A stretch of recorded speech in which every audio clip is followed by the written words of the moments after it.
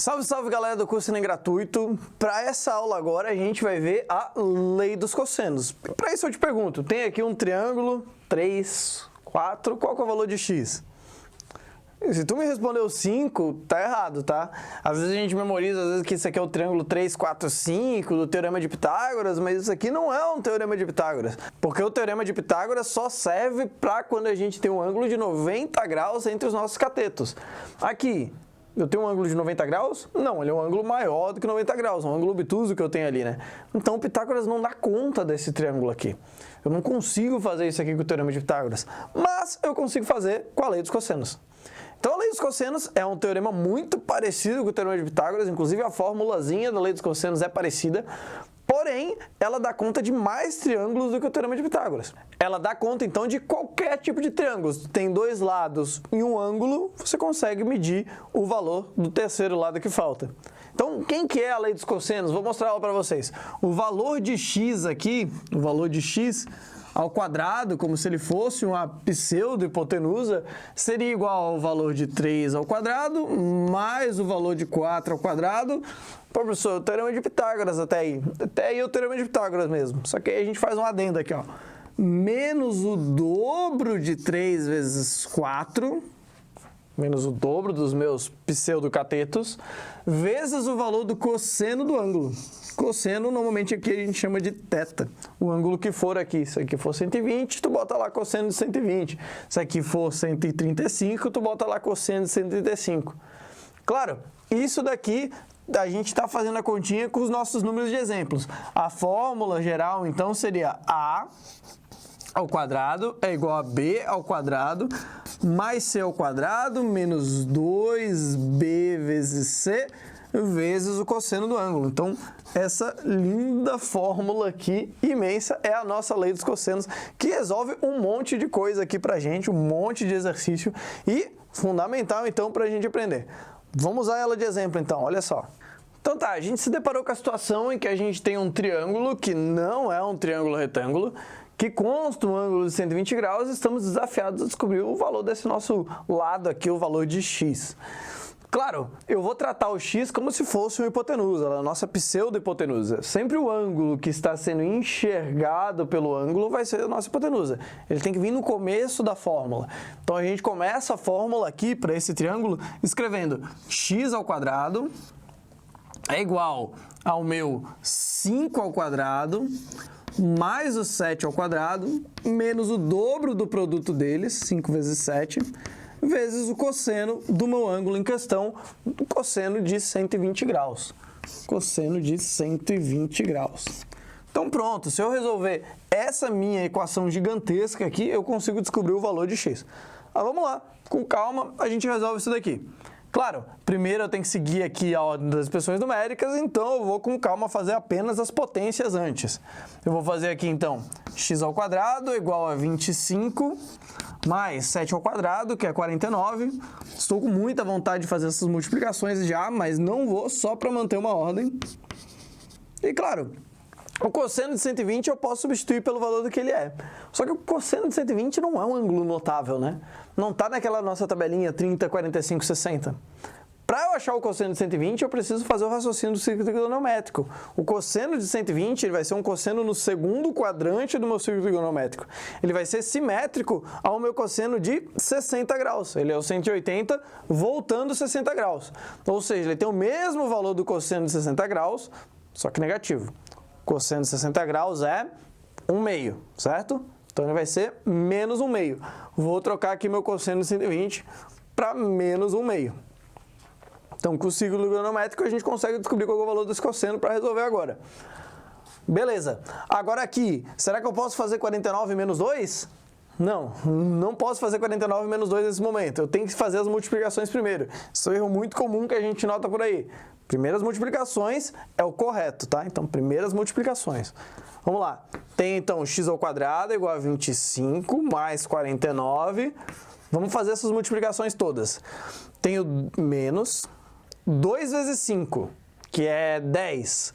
10 vezes 7, 70. 70 vezes 1/2. Tu multiplicar uma coisa por 1/2 e dividir ela por 2, né? Então, meio vezes 10 é 5. Então, eu tenho 70 vezes meio, eu vou ter 35. Só que repara, nesse produto aqui eu passei por 2 sinais de menos. Então, esses 2 sinais de menos na multiplicação viram mais, e agora eu vou ter aqui o meu 35. Pronto, agora eu vou ter que o meu x² é a soma de 25 mais 49 mais 35. Se eu somar tudo isso daqui aqui, vai dar 109. Ou seja, eu sei que o meu x tem o valor da raiz de 109. Ele vai medir a raiz de 109. Só que, claro, raiz de 109 aqui a gente fica travado, não dá para fazer muita coisa, vai parar aí mesmo, né? Quase deu raiz de 100 para chegar no 10, mas não deu, tá? Então, raiz de 109 é a medida ali do meu x com essas informações. Isso aqui é a lei dos cossenos. Só que eu tenho que lembrar você de um detalhe. Quando a gente tira a raiz quadrada aqui, quando eu passo a potência para o outro lado, a gente não pode criar um vício ruim, porque aqui tem 2 soluções, né? Aqui eu posso ter a raiz de 109, certo? Ou eu posso ter menos a raiz de 109. Porque quando a gente passa a potência para o outro lado, a gente deveria fazer um mais menos raiz. Só que menos a raiz de 109 seria um valor negativo, e isso não é interessante para a gente na geometria. Meu x certamente não mede um valor negativo.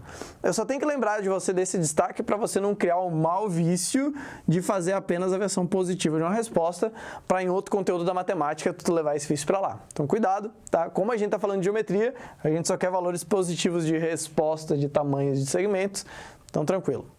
Vamos para mais um exemplo. Então tá, vamos dizer que a gente tem agora o nosso chapeuzinho aqui, isso aqui é um triângulo isósceles, e que ali em cima eu tenho agora 30 graus, um ângulo agudo. A lei dos cossenos também serve para ângulos agudos, tá? Tranquilamente a gente consegue resolver isso daqui.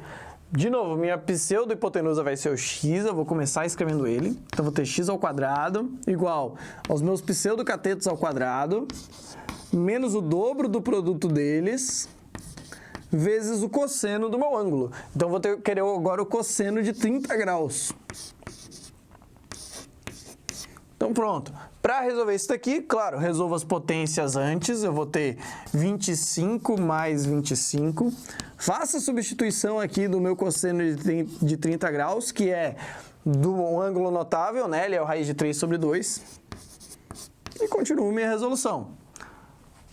Vou fazer aqui os produtos, então, eu vou ter... Isso aqui é uma soma, isso aqui está na soma também, aqui é um sinal de menos, né? Então, eu vou ter aqui os produtos, 2 vezes 5 é 10, 10 vezes 5 é 50, 50 vezes raiz de 3 sobre 2, a gente tem que tomar cuidado aqui, né? Vamos escrever ele aqui num cantinho. Eu vou ter aqui 50 raiz de 3 sobre 2. 50 raiz de 3 sobre 2, eu posso dividir aqui meu número com número inteiro com número inteiro. Isso aqui vai ser 25 raiz de 3 sobre 2. Só que, claro, negativo. Então, menos 25 raiz de 3, porque eu usei o 50 dividido por 2, ficou só 25 raiz de 3, né? Agora, olha só, esses números aqui, vamos tomar cuidado com o que a gente pode somar. Eu posso somar o 25 com 25, mas eu não posso subtrair esse 25 aqui. Por quê? Porque ele está trancado com a multiplicação aqui. Multiplicação é prioridade nas expressões numéricas, né? Multiplicação tem que vir antes da soma. Ele está trancado aqui, ele não pode ser subtraído. A multiplicação vem antes. Ou seja, eu vou poder no máximo somar o 25 com 25 aqui. Então, x ao quadrado vai ser igual a 50 menos 25 raiz de 3. Pô, professor, e essa aqui vai ser a resposta? Não, a gente pode dar uma ajeitadinha ainda. Entre esses dois termos aqui, há um fator comum, que é o 25. Então, seria comum encontrar a resposta, principalmente se é uma questão de alternativa, da seguinte forma, ó. X igual a 25, abre parênteses, 2 menos raiz de 3. Ô, professor, da onde isso? É porque se eu distribuir aqui, se eu pegar meu 25 e multiplicar pelo 2, né, se eu fizesse a distribuição, ele daria o meu 50. E se eu fizer o 25 e multiplicar pelo menos raiz de 3, daria o menos 25 raiz de 3. Então, com certeza, se isso fosse uma questão de alternativa, eu teria que achar 25, abre parênteses, 2 menos raiz de 3. Mas tá faltando um detalhe, né? Consegue ver quem que sumiu aqui dessa linha para cá? Professor, sumiu a potência. Cadê a potência? A potência eu estou jogando para o outro lado como raiz, né? Então, a alternativa final seria assim, ó. A raiz desse cara aqui, uma raiz esquisitona, né? Com um valor assim.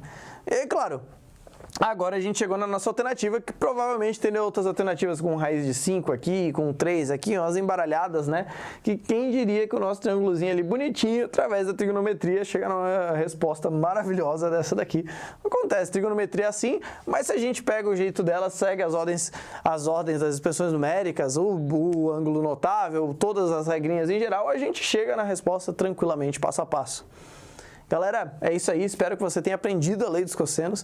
Não se esquece de curtir o nosso vídeo, se inscrever no nosso canal e ativar o sininho. Obrigado!